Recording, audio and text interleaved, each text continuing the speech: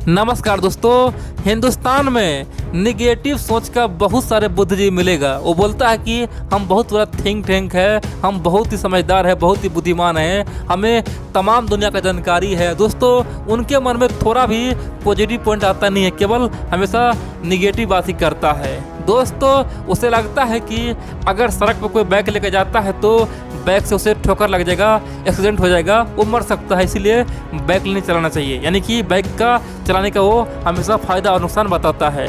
कुछ think tank ऐसा है, उसे लगता है कि बड़े बड़े बिल्डिंग बना लिया जाए और क्या पता भूकंप में वो सारा गिर जाएगा, वो महल बर्बाद हो जाएगा, तो तमाम पैसा डूब जाएगा, तो आखिर हम घर क्यों बनाए। दोस्तों, इस मानसिकता का बुद्धिजीवी है जो हर पॉइंट में टीवी में आके भाषण मारता है और केवल निगेटिव पॉइंट करता है। दोस्तों, हमारा प्रिय मित्र, आप कह सकते हैं कि सच्चा मित्र जिस प्रकार से इजराइल है दोस्तों, उतना ही दोस्तों सच्चा मित्र आज फ्रांस है। फ्रांस ने कुछ ऐसा ऐतिहासिक काम किया है जिसका उम्मीद पाकिस्तान और चीन को नहीं था। दोस्तों, फ्रांस का तारीफ करने के बजाय फ्रांस को सब घेर रहा है और बड़ी बात तो यह है कि यहाँ पे भी नेगेटिव पॉइंट निकाल रहा है। हमें तो शर्म आ रहा है कि आखिरकार हमारे भारत देश में इतना महान महान बुद्धिजीवी कैसे पैदा हो गया जो हर बात पे कुछ न कुछ ज्ञान फैलता है, और बड़ी बात तो यह है कि केवल बकवास करता है। दोस्तों, भारत का जिगरी मित्र फ्रांस ने कुछ ऐसा किया है ना जिसे जान के आपको गर्व होगा, और यहाँ पे साबित हो गया कि फ्रांस रसिया से कहीं बड़ा मित्र अब बन चुका है। दोस्तों, फ्रांस अब भारत के लिए कुछ भी करने के लिए तैयार है। आप लोग पूरा वीडियो देखिए, समझ आखिरकार फ्रांस ने क्या किया है। और बड़ी बात तो यह है कि चाइना अब पाकिस्तान बुरी तरह से अलग थलग पड़ गया है। दोस्तों, आने वाले समय में पाकिस्तान दाने दाने के लिए दोस्तों तरसेगा, क्योंकि पाकिस्तान ने बड़ा पंगा लिया है और फ्रांस ने अब तक का बहुत बड़ा दोस्तों फैसला, यानी कि खतरनाक फैसला लिया है। तो चलिए हम लोग शुरू जानते हैं आखिरकार हमारा मित्र फ्रांस किया क्या है। देखिए दोस्तों, आप जानते हैं कुछ दिन पहले क्या हुआ था। फ्रांस को लेकर दोस्तों पूरी दुनिया सड़क पे आ गया था, खासतौर पे इस्लामिक दुनिया। दोस्तों, इस्लामिक दुनिया के तमाम देश सड़क पे आ गया था और खासतौर पे फ्रांस के राष्ट्रपति इमानुएल मैक्रोन को सब बुराई कर रहा था। कोई बोला था कि इमानुएल मैक्रोन पागल हो गया। दोस्तों, तुर्की के राष्ट्रपति रज्जब तैयब एर्दोगान ने यहाँ तक कह दिया था कि मैक्रोन पागल हो चुका है, उससे इलाज की जरूरत है। दोस्तों, पाकिस्तान भी बहुत कुछ कहा था। इमरान खान भी मैक्रोन को घेरा था और बोला था कि मैक्रोन पागल हो चुका है। दोस्तों, जो पाकिस्तान का विरोध तुर्की करता था वही वही इमरान खान बोलता था। दोस्तों, कई सारे लोग ओपनली कहा कि फ्रांस के राष्ट्रपति की हत्या कर दी। दोस्तों, कई तरह के बातें आप कह सकते हैं कि मैक्रोन के लिए दोस्तों हद पार कर दिया। दोस्तों, जो नहीं बोला चाहिए वो सब बोला है। फ्रांस के बारे में दोस्तों गंदे गंदे बात कहा गया। खासतौर पर पाकिस्तान में बड़े बड़े बिल पास किया गया, बोला गया कि हम फ्रांस से अपना राजदूत बुला लेंगे। लेकिन दोस्तों, पाकिस्तान को चुल्लू भर पानी में डूबना चाहिए कि उसे पता चला कि हमारा तो कोई राजदूत फ्रांस में है ही नहीं, हमारा राजदूत तो कोई नहीं है, हमारा तो दुनिया में कोई कहीं पहुंचता ही नहीं है। दोस्तों, पाकिस्तान को चुल्लू भर पानी में डूबना चाहिए। इतना ही नहीं दोस्तों, पाकिस्तान क्या कहा कि हम फ्रांस के राजदूत जो पाकिस्तान में रहता है ना, उससे हम भगा देंगे। यानी कि जो पाकिस्तान में फ्रांस के राजदूत है उसे भगा देंगे। और दोस्तों, फ्रांस को ओपनली धमकी तक दे दिया। पाकिस्तान के कई सारे मौलाना और आतंकवादी यहाँ तक कह दिया कि अब हम फ्रांस से परमाणु बम गिरा देंगे। दोस्तों, तरह तरह की बातें किया, लेकिन कुछ नहीं उखाड़ पाया। पाकिस्तान क्या, तुर्की हो गया दोस्तों, कतर, सब मिलकर दोस्तों यहाँ तक कि बाइकॉट फ्रांस का नारा लगाया। दोस्तों, जगह जगह बाइकॉट फ्रांस किया, लेकिन कुछ नहीं कर पाया। फ्रांस का कुछ दोस्तों एक बाल भी बाका नहीं हो पाया। लेकिन दोस्तों, अब की बार फ्रांस ने जो किया है ना, तुर्की, और बड़ी बात तो यह है कि पाकिस्तान का होश उड़ गया है। पाकिस्तान दोस्तों अब दाना दाने के लिए तरसने वाला है। पाकिस्तान पे अब कोई भी हमला कर देगा, पाकिस्तान को कोई भी बर्बाद कर देगा। दोस्तों, आप जानते हैं 1960 के दशक, जानते हैं दोस्तों कोल्ड वार शुरू हुआ। कोल्ड वार यानी कि शीत युद्ध। शीत युद्ध में क्या हुआ था, भारत था सोवियत संघ के पाले में, सोवियत संघ का अच्छा मित्र था दोस्तों। दूसरी ओर पाकिस्तान था अमेरिका के पाले में, यानी कि अमेरिका का गुलाम बन चुका था। दोस्तों, भारत तो सोवियत संघ से मित्रता तक किया था, लेकिन पाकिस्तान अमेरिका से गुलामी झेल रहा था। और बड़ी बात तो यह है कि यूरोप के तमाम देश, अमेरिका के तमाम देश पाकिस्तान पे तरस खाता था। बोलता था कि पाकिस्तान पे तरस खाओ और कुछ न कुछ सब उसे हथियार देते रहो ताकि वो भारत से लड़ेगा, भारत से युद्ध करेगा। दोस्तों, पाकिस्तान 60 और 70 के दशक में एक प्रयोग किया, एक चाल चला, और बड़ी बात तो यह है कि पूरे अमेरिका और यूरोप को मूर्ख बना के बहुत मजा मारा। दोस्तों, अमेरिका और यूरोप को बताया कि देखो भैया, हम तो भिखारी है, हम तो भिखारी मुल्क है, हम पे भारत कभी भी अटैक कर देगा, भारत तो करेगा ही करेगा,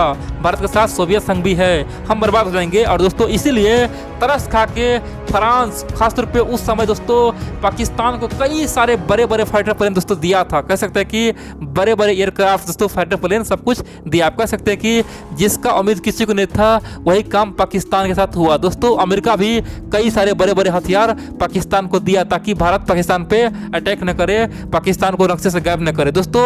और पाकिस्तान जानबूझ के बोलता था कि भाई मुझे कुछ दे दो, सोवियत संघ भारत हमें खा जाएगा, हमें बर्बाद कर देगा। और दोस्तों खूब मजा मारता था और खूब यानी कि कम दाम में सस्ता फाइटर प्लेन दोस्तों खासतौर पे फ्रांस से, यूरोप से, अमेरिका से खरीदता था और सब दान में उसे देता था। खासतौर पे भिखारी जान के सब दे रहा था। यानी कि जो हथियार फ्रांस हो गया, अमेरिका हो गया, खासतौर पे इजराइल को, जर्मनी को, भारत को कम से कम 1 लाख में बेचेगा दोस्तों, वही हथियार पाकिस्तान केवल 10,000 में मिलता था। यानी कि बहुत ही सस्ता मिलता था। पता है क्यों? एक ही कारण था, पाकिस्तान पर सब तरस खाता था, बोलता था कि उसे सस्ते में दे दो। जो भी दोस्तों झारखंडी हथियार हो गया, जो भी फेंका हुआ हथियार है, जो भी पुराना हथियार है, सब पाकिस्तान को सब दान में देता था। बोलता था कि कबाड़खाना में मत फेंको। दोस्तों फ्रांस का, यूरोप का, अमेरिका का एक ही चलता कि कोई भी हथियार हम लोग कब्रखाना नहीं फेंकेंगे, कब्रखाना में फेंकने से खराब हो जाएगा, हम उसे पाकिस्तान को गिफ्ट दे देंगे, पाकिस्तान लोग उसे साफ करके चलाएगा। दोस्तों इसी कारण से पाकिस्तान के पास आज बहुत सारे हथियार आ चुका है। अब दोस्तों हुआ क्या है, फ्रांस ने ओपनली कह दिया है कि हमने जो गलती आज से 40 साल पहले किए, 50 साल पहले किए, हमने जो हथियार पाकिस्तान को दिए, जो फाइटर प्लेन हो गया या फिर जो सबमरीन हो गया, जो हम पाकिस्तान को दिए है ना, उसे अब हम अपग्रेड नहीं करेंगे। हम बहुत धोखा खा चुके हैं, पाकिस्तान को बहुत दान दे चुके हैं। पाकिस्तान भिखारी तो था ही, अब पूरी तरह से आतंकवादी बन चुका है। अब पाकिस्तान को औकात दिखाने का समय आ चुका है। फ्रांस अब वही करेगा जो अमेरिका करते आया है। अब पाकिस्तान का औकात दिखाएगा, पाकिस्तान को तरसा तरसा के मारेगा। और दोस्तों फ्रांस ने ओपन कह दिया कि पाकिस्तान चाहे कुछ भी कर ले, पाकिस्तान का एक भी फाइटर प्लेन हम अब अपग्रेड नहीं करने वाले। आप पूछें कि आखिरकार पाकिस्तान के पास अब तक कितना फाइटर प्लेन है जो फ्रांस से आया हुआ है, जो मेड इन फ्रांस है। दोस्तों पाकिस्तानी एयरफोर्स में अब तक फ्रांस से कम 150 से अधिक फाइटर प्लेन, दोस्तों 150 से अधिक फाइटर प्लेन है जो अब बिल्कुल ही बेकार होने वाला है। 5 से अधिक सबमरीन है जो बिल्कुल ही बेकार होने वाला है। दोस्तों पाकिस्तान केवल एक बयान से दोस्तों बुरी तरह से अब फंस चुका है। आप कहेंगे कि पाकिस्तान के लिए गले का हड्डी वो बयान बन चुका है जो मैक्रोन को घेरा था। पाकिस्तान को लग रहा था कि अगर हम बयानबाजी करेंगे ना तो हमारा आका तुर्की खुश होगा, तुर्की कुछ हमें दान देगा, कुछ लोन दे देगा। लेकिन दोस्तों ऐसा बिल्कुल नहीं हुआ। अब फ्रांस यहाँ तक कह दिया है कि तुर्की और पाकिस्तान पे बड़ा एक्शन लेंगे। और बड़ी बात तो यह है कि EU में यानी कि यूरोपियन यूनियन में 27 देश है, सबको बोला है कि तमाम देश तुर्की पे, पाकिस्तान पे एक्शन ले, नहीं तो EU से हम भी बाहर जाएंगे। जिस प्रकार से ब्रेग्जिट हुआ था, ब्रिटेन EU से बाहर हुआ था, हम भी निकल जाएंगे। दोस्तों फ्रांस के बाद EU में सब मानता है, फ्रांस जो बोलता है ना वो बात EU में सब मानता है, क्योंकि जानता है फ्रांस बहुत ही पावरफुल है। दोस्तों EU का एक ही मेंबर जिसके पास परमाणु बम है वह फ्रांस है, तो फ्रांस के बाद कोई काट नहीं सकता है। तो आने वाले समय में तुर्की और पाकिस्तान पे दोहरा प्रहार होने वाला है। अब दोस्तों आप पूछें कि इससे भारत को क्या फ़ायदा होगा और आखिरकार भारत के लोगों को क्यों खुश होना चाहिए। देखिए दोस्तों जब फ्रांस को सब घेर रहा था उस समय फ्रांस का साथ कोई नहीं दे रहा था। आप कह सकते हैं कि 1 महीना पहले जब फ्रांस के बारे में सब लिख रहा था, तमाम मुस्लिम कंट्री एक हो गया था, तमाम देश खासतौर पे मैक्रोन को घेर रहा था, फ्रांस के राष्ट्रपति को सब बदनाम कर रहा था। उस समय फ्रांस दबाव में आ चुका था, फ्रांस को लग रहा था कि अब हम कैसे आगे बढ़ेंगे। लेकिन दोस्तों उसी समय भारत सरकार, मोदी जी, दोस्तों भारत सरकार की ओर से पहले बयान गया कि आतंकवादियों के खिलाफ फ्रांस ने अच्छा काम किया है, हम फ्रांस के साथ हैं, जिसको जो बोलना है वो बोलते रहेगा, पागल कुत्ते की तरह बोलते रहेगा। दोस्तों भारत ने साफ तौर पे तुर्की को चेताया कि तुर्की हद में रहे, तुर्की किसी देश के बारे में ऐसा नहीं बोल सकता है, तुर्की का क्या औकात है। दोस्तों मोदी जी ने ओपनली ट्वीट करके फ्रांस का पूरा समर्थन किया था और मैक्रोन का समर्थन किया था। और बड़ी बात तो यह है कि मैक्रोन को बल मिला, हिम्मत मिला।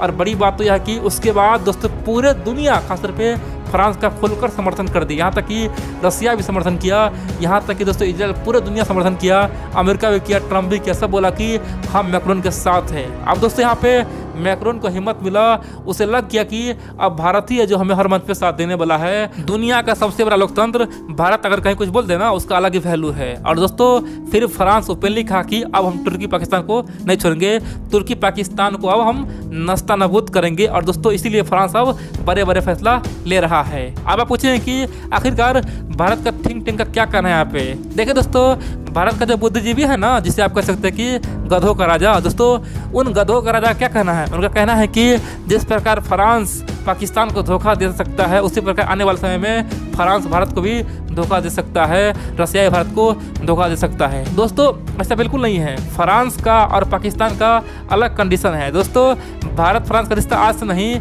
बहुत पहले से है। जब दोस्तों आप कह सकते हैं कि सोवियत संघ के खिलाफ दोस्तों पूरी दुनिया एक हो गया था, भारत के खिलाफ पूरी दुनिया एक हो गया था, उस समय भी दोस्तों फ्रांस भारत से मित्रता निभाया था। दोस्तों जब 1999 में दोस्तों कारगिल का युद्ध हुआ था दोस्तों, उस समय भी फ्रांस ने दोस्ती निभाया था।